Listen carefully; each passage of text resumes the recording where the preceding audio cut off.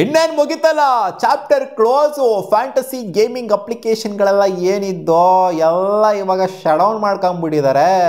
ನಿಮಗೆ ಗೊತ್ತಿದೆ ಅಂತಂದರೆ ಅದೇ ಕ್ರೀಮ್ 11, i11, E11 ಅಂತೆಲ್ಲ ಯೂಸ್ ಮಾಡ್ತಿದ್ರಲ್ಲಪ್ಪ. ಸೊ ಎಲ್ಲ 11 ಕೂಡ ಎಲ್ಲ ಫ್ಯಾಂಟಸಿ ಗೇಮಿಂಗ್ ಅಪ್ಲಿಕೇಶನ್, ಕ್ರಿಕೆಟ್ದೇ ಆಗಿರ್ಬೋದು, ಯಾವುದೇ ಆಗಿರ್ಬೋದು, ಲೀಗಲ್ ಆಗಿದ್ದಂಥ ಅಪ್ಲಿಕೇಶನ್ಗಳೆಲ್ಲ ಅವರ ಆಪರೇಷನ್ನ ಶಟ್ ಡೌನ್ ಮಾಡ್ಕೊಂಡಿದ್ದಾರೆ. ಯಾವುದೇ ಗೇಮಿಂಗ್ ಕಾಂಟೆಸ್ಟ್ನ ಮನಿ ಯೂಸ್ ಮಾಡಿಕೊಂಡು ಜಾಯ್ನ್ ಆಗೋದಕ್ಕೆ ಬಿಡ್ತಾ ಇಲ್ಲ. ಯಾಕಂತಂದರೆ ಲೀಗಲ್ ಟರ್ಮ್ಸಲ್ಲಿ ಇರುವಂಥವ್ರು ಇಲ್ಲಿಗಲ್ ಅಪ್ಲಿಕೇಶನ್ಗಳು ಇಲ್ಲಿಗಲ್ ವೇಯಲ್ಲಿ ರನ್ ಮಾಡ್ತಾ ಇರೋಂಥವ್ರನ್ನ ರನ್ ಮಾಡ್ತಾನೆ ಇದ್ದಾರೆ. ಅದೇ ಲೀಗಲ್ ಅವರು ಯಾವಾಗಲೂ ರನ್ ಮಾಡ್ತಾರೆ. ಲೀಗಲ್ ಆಗಿರೋಂಥವ್ರು ಮಾತ್ರ ಶಟ್ ಡೌನ್ ಮಾಡ್ಕೊಂಡಿದ್ದಾರೆ. ಗೊತ್ತಿರೋದನ್ನೇ BCCIನ ಮೈನ್ ಸ್ಪಾನ್ಸರು ಯಾರು ಅಂತ, ಇಟ್ಸ್ ಕ್ರೀಮ್ 11 ಅವರು ಇವಾಗ BCCIಯಿಂದನೂ ಕೂಡ ಎಕ್ಸಿಟ್ ಆಗುವಂಥ ಎಲ್ಲ ಸಾಧ್ಯತೆ ಎದ್ದೆದ್ದು ಕಾಣಿಸ್ತಾ ಇದೆ.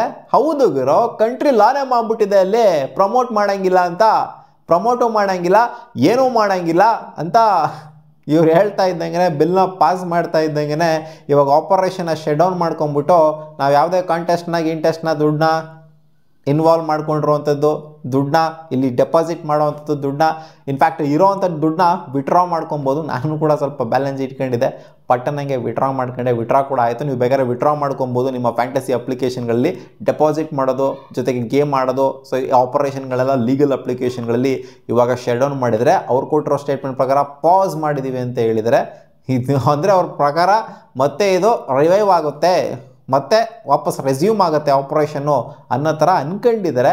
ಬಟ್ ಒಂದ್ಸಲ ಬಿಲ್ ಪಾಸ್ ಆಯಿತು ಅಂತಂದರೆ ರಿಯಲ್ ಮನಿ, ಅವರೇ ಹೇಳಿರೋ ಪ್ರಕಾರ ರಿಯಲ್ ಮನಿ ಗೇಮಿಂಗ್ ಅಪ್ಲಿಕೇಶನ್ಗಳು ಅಂತ ಬಂದಾಗ ಗೇಮ್ ಆಫ್ ಚಾನ್ಸೇ ಆಗಿರಲಿ, ಗೇಮ್ ಆಫ್ ಸ್ಕಿಲ್ಲೇ ಆಗಿರಲಿ, ಎಲ್ಲ ಆಪರೇಷನ್ ಕೂಡ ನಾವು ಶಟ್ ಡೌನ್ ಮಾಡ್ತಾ ಇದ್ದೀವಿ ಅಂತ ಗೌರ್ಮೆಂಟ್ ಅವ್ರು, ಅಂದರೆ ಬ್ಯಾನ್ ಮಾಡ್ತಾ ಇದ್ದೀವಿ ಅಂತ ಅವರೇ ಹೇಳಿದರು. ಬಟ್ ಇವರೇನೋ ಪಾಸ್ ಅಂತ ಹಾಕೊಂಡಿದ್ದಾರೆ. ಈ ಪಾಸ್ ಆಗೇ ಇರುತ್ತಾ ಅಥವಾ ರೆಸ್ಯೂಮ್ ಆಗುತ್ತಾ ಮುಂದಿನ ದಿನಗಳಲ್ಲಿ ಗೊತ್ತಾಗುತ್ತೆ. ಬಟ್ BCCIನ ಮೈನ್ ಸ್ಪಾನ್ಸರ್ ಆಗಿರೋಂಥ ಕ್ರೀಮ್ 11 ಅವರು ಇವಾಗ ಎಂತೆಂಥ ಹೊಡ್ತಾ ಗುರು, ಇದು IPLಗೆ ಬಿಗ್ಗೆಸ್ಟ್ ಹೊಡ್ತಾ ಇದು. ಯಾಕೆಂದರೆ ಅಸೋಸಿಯೇಟ್ ಸ್ಪಾನ್ಸರ್ ಆಗಿ ಇಂಥ ಸ್ಪಾನ್ಸರ್ ಆಗಿಬಿಟ್ಟು ಬೆಜ್ಜಾನ್ ದುಡ್ಡನ್ನ ಸುರಿತಾ ಇದ್ರು IPLಲ್ಲಿ. ಬರ್ತಾ ಇದ್ರಲ್ಲಪ್ಪ ನಮ್ಮ ಕ್ರಿಕೆಟರ್ಸ್ಗಳೆಲ್ಲ, ಕ್ರೀಮ್ 11ಅಲ್ಲಿ ಟೀಮ್ ಮಾಡಿ ಅದ್ರಲ್ಲಿ ಟೀಮ್ ಮಾಡಿ, ಇದ್ರಲ್ಲಿ ಟೀಮ್ ಮಾಡಿ, ಈ ಕೆಲಸ ನಾನು ಮಾಡ್ತೀನಿ, ನೀವು ಹೋಗ್ಬಿಟ್ಟು ಟೀಮ್ ಮಾಡಿ ಅಂತ ಬರೋರಲ್ಲ. ಇನ್ನು ಮುಂದೆ ಬರೋಂಗೇ ಇಲ್ಲ ಅವರು ಅಲ್ಲಿ. ಆ ಥರ ರೂಲ್ ಮಾಡಿಬಿಟ್ಟಿದ್ರೆ ಬೆಜ್ಜಾನ್ ದುಡ್ಡು, ಹೆವಿ ಫ್ಲೋ ಆಗ್ತಾಯಿತ್ತು ದುಡ್ಡು. ಇವರಿಂದ ಇವರಿಗೆ ಹೆವಿ ಫ್ಲೋ ಆಗ್ತಾಯಿತ್ತು. IPL ಅಂತ ಬಂದಾಗ ಫುಲ್ಲು ಅವನ ಅಜ್ಜಿ ನೆಕ್ಸ್ಟ್ ಲೆವೆಲಿಗೆ ಇತ್ತು ಈ ಅಪ್ಲಿಕೇಶನ್ಗಳು. ಕಳೆದ 2-3 ವರ್ಷ ಅಂತೂ ಫುಲ್ಲು ಅವಳು ಎಷ್ಟು ಬೇಕೋ ಅಷ್ಟು ದುಡ್ಡು ಮಾಡ್ಕೊಂಬಿಟ್ಟರು ಅಪ್ಲಿಕೇಶನ್ಗಳವರು. ಬಟ್ ಇವಾಗ ಆಪರೇಷನ್ನ ಶಟ್ ಡೌನ್ ಮಾಡ್ಕೊಂಡಿದ್ದಾರೆ. ಆ್ಯಂಡ್ ಇವಾಗ ಬರ್ತಿರೋ ಅಪ್ಡೇಟ್ ಪ್ರಕಾರ ಅದೇ ಹೇಳದ್ನಲ್ಲ, ಏಷ್ಯಾ ಕಪ್ ಏನು ಬರ್ತಾ ಇದೆ, ಇದಕ್ಕೆ ಈ ಕ್ರೀಮ್ 11 ಅವರು ಸ್ಪಾನ್ಸರ್ ಆಗಿ ಇರಬಾರ್ದು. ಯಾಕೆ ಅಂತಂದರೆ ಬಿಲ್ ಪಾಸ್ ಮಾಡಿಬಿಟ್ಟಿದ್ರೆ ಪ್ರಮೋಷನ್ ಮಾಡೋಗಿಲ್ಲ ಅಂತ. ಇಲ್ಲಿ ಇಂಡಿಯನ್ ಟೀಮ್ ಹೆಂಗೆ ಪ್ರಮೋಷನ್ ಮಾಡ್ತಾರೆ, ಮಾಡೋಂಗಿಲ್ಲ. ಅವ್ರನ್ನೂ ಕೂಡ ಮಾಡೋಗಿಲ್ಲ, ಅದನ್ನು ಹಾಕೊಳಂಗಿಲ್ಲ ಜರ್ಸಿ ಮೇಲೆ. ಸೊ ಹೊಸ ಜರ್ಸಿ ಸ್ಪಾನ್ಸರು ಇಂಡಿಯನ್ ಟೀಮಿಗೆ ಬರಬೇಕು. ನೋಡಿ, ಒಂದು ಎಲ್ಲೆಲ್ಲಿ ಯಾವ ಕಡೆಯಿಂದ ಹೊಡ್ತಾ ಬಿದ್ದಿದೆ ಅಂತ, IPLಗೂ ಹೊಡ್ತಾ ಬಿತ್ತು, ಎಲ್ಲ ಕಡೆಯಿಂದ ಹೊಡ್ತಾ ಬಿತ್ತು. ಬಟ್ ಜನಗಳು ಇದರಿಂದ ಅಡಿಕ್ಟ್ ಆಗಿದ್ದವರು ಈ ಗೇಮಿಂಗಿಗೆ, ಈ ಫ್ಯಾಂಟಸಿಗೆ, ಸ್ಪೋರ್ಟ್ಸಿಗೆ ಅಥವಾ ಬೇರೆ ರಿಯಲ್ ಮನಿ ಇನ್ವಾಲ್ವ್ ಮಾಡಿಕೊಂಡು ಆಡುವಂಥದ್ದು ಗೇಮ್ಗಳಿಗೆ ಅಡಿಕ್ಟ್ ಆಗಿರ್ತಾರಲ್ಲ ಅಂಥವ್ರಿಗೆ ಇದು ಅವ್ರ ಫ್ಯಾಮಿಲಿಗಳಿಗೆ ಒಳ್ಳೆಯ ವಿಚಾರ ಅಷ್ಟೇ. ಬಟ್ BCCIಗೆ ಹೊಡೆದ ಬಿದ್ದಿದೆ ಇದರಿಂದ. ಜೊತೆಗೆ ಅದೇ IPL ಅಂತ ಬಂದಾಗ ಇನ್ನೇನು BCCI ಇನ್ವಾಲ್ವ್ ಆಗುತ್ತಲ್ಲ.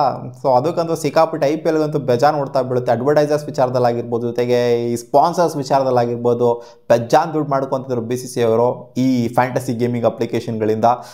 ಏನೋ ಫ್ಯಾಂಟಸಿ ಪಾಯಿಂಟ್ಸ್ ತಗೊಳ್ಳಿ ನೋಡಿ, ಇಷ್ಟು ಪಾಯಿಂಟು ಒಬ್ಬ ಪ್ಲೇಯರ್ಗೆ ಅಂತ ಪ್ರತಿ ಮ್ಯಾಚಲ್ಲೂ ಡಿಸ್ಪ್ಲೇ ಮಾಡಿದ್ದು ಎಲ್ಲ IPL ಅವರು. ಇವಾಗ ಎಲ್ಲಿ ಮಾಡಿದ್ರೆ ಎಲ್ಲೂ ಕೂಡ ಮಾಡೋ ಆಗಿಲ್ಲ. ಇದು ಇವಾಗ ಬ್ಯಾನ್ ಆಗಿದೆ, ಮತ್ತೆ ಆಲ್ಟರ್ನೇಟ್ ಆಗಿ ಏನಾದರೂ ಬೇರೆ ಹುಟ್ಕೊಳುತ್ತಾ ಅಂತ ಕಾದು ನೋಡಬೇಕು ಅಷ್ಟೇ. ನಾನು ರೀಸೆಂಟಾಗಿ ಇದ್ರ ಬಗ್ಗೆ ಅಪ್ಡೇಟ್ ಕೊಟ್ಟಿದ್ದೆ, ಎಲ್ಲ ಬ್ಯಾನ್ ಆಗ್ತಾ ಹೋಗ್ರು ಅಂತ. ಸೊ ಇವಾಗ ಸದ್ಯದ ಮಟ್ಟಿಗೆ ಬ್ಯಾನ್ ಅಂತೂ ಆಗಿದೆ. ಅಪ್ಲಿಕೇಶನ್ ಎಲ್ಲ ಅವೈಲೇಬಲ್ ಇರ್ಬೋದು ಪ್ಲೇಸ್ಟೋರಲ್ಲಿ, ಅಲ್ಲಿ ಇಲ್ಲಿ ಎಲ್ಲ, ಅದು ಕೂಡ ರಿಮೂವ್ ಆಗುತ್ತೆ ಒಂದು ಸ್ವಲ್ಪ ದಿನದಲ್ಲಿ. ಬಟ್ ಇವಾಗ ಆಪರೇಷನ್ ಅಂತೂ ನಿಲ್ಲಿಸಿದ್ದಾರೆ, ಅವ್ರು ಅಫಿಷಿಯಲಿ ನಿಲ್ಲಿಸಿದ್ದಾರೆ. ಬಟ್ ಇಲ್ಲಿಗಲ್ ಅಪ್ಲಿಕೇಶನ್ಗಳೆಲ್ಲ ಆಪರೇಷನ್ ಅವ್ರ ಪಾಡಿಗೆ ಅವ್ರು ನಡೆಸ್ತಾ ಇದ್ದಾರೆ. ಸೊ ಅದನ್ನ ಇನ್ನೂ ಕಂಟ್ರೋಲಿಗೆ ತಗೊಳಕ್ಕಾಗಿಲ್ಲ. ಅದು ಯಾವಾಗ ಕಂಟ್ರೋಲಿಗೆ ತಗೊಂತಾರೆ ಅಂತ ಗೊತ್ತಿಲ್ಲ ಗೌರ್ಮೆಂಟ್ ಅವರು. ಕಾದು ನೋಡೋಣ ಯಾವಾಗ ಎಲ್ಲ ಇಲ್ಲಿಗಲ್ ಅಪ್ಲಿಕೇಶನ್ಗಳೆಲ್ಲ ಬ್ಯಾನ್ ಆಗ್ತವೆ ಅಂತ. ಮತ್ತೆ ಸಿಗೋಣ ಮುಂದಿನ ವಿಡಿಯೋದಲ್ಲಿ ಗಾಯ್ಸ್.